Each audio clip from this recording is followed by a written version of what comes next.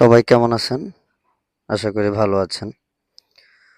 তো আপনারা যারা ছোটখাটো খামারে মুরগি পালন করেন, তাদের উদ্দেশ্যে আজকে একটি গুরুত্বপূর্ণ ভিডিও আমি বানাচ্ছি আরকি। তো সম্পূর্ণ ভিডিওটি না টেনে দেখার অনুরোধ রইলো। এই যে দেখতে পাচ্ছেন, আমার এখানে কবুতর রয়েছে, মুরগি রয়েছে এবং এইখানে রয়েছে কোয়েল পাখি। তো আমার যেই উদ্দেশ্যে ভিডিওটি করা, আপনারা যারা এগুলো পালেন, তো আমার খামারটা একটু ভিন্ন টাইপের আরকি। আমার এই খামারে দেখতে পাচ্ছেন মুরগি রয়েছে, তারপরে রয়েছে কবুতর, আবার খরগোশও রয়েছে। এই যে দেখুন কবুতরের খোপ, এই যে এখানে কবুতর রয়েছে, এই যে কবুতর রয়েছে, আর হচ্ছে এদের খাবার। তো খামার শুধু করলেই হবে না, খামারের যত্ন নিতে হবে।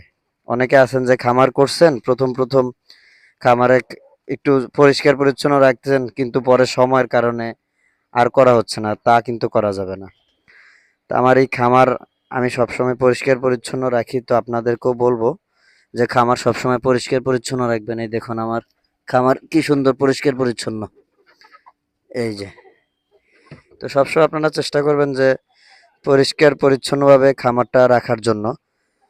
আর বিশেষ করে যারা মুরগি পালেন অবশ্যই ভালোভাবে খামার পরিষ্কার রাখতে হবে, কারণ যদি অপরিষ্কার থাকে তাহলে কিন্তু মুরগির বিভিন্ন রোগ হয়। এই ম্যাক্সিমাম বেশিরভাগই অপরিষ্কার রাখলেই আর কি এটা হয়ে থাকে। আর এখানে আমি মাটি দিছি আর কি, এখানে মাটি দিছি যে এখানে ওই খরগোশটা আবার খাবার টাবারও দিয়ে থাকি।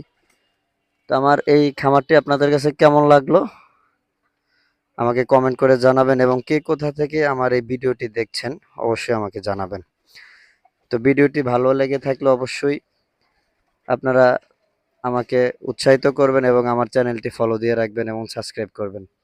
সবাই ভালো থাকবেন। আসসালামু আলাইকুম।